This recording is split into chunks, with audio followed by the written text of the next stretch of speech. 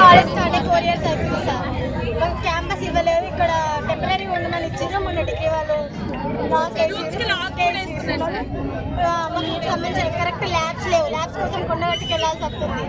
Labs లేవు, faculty సరిగ్గా లేదు. క్లాసెస్ మీరు ధర్నా ఎందుకు చేస్తారు? మీరు ధర్నా ఎందుకు క్యాంపస్ కావాలి, రిలీజ్ కావాలి. క్యాంపస్ రూమ్స్ లేవు కరెక్ట్ గా.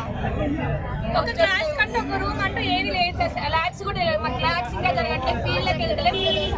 క్లాస్ చేసుకోవాలంటే మేము వచ్చిన నుంచి బీటెక్ అనేది మాకు నెక్స్ట్ స్టెప్ చదువుకోవడానికి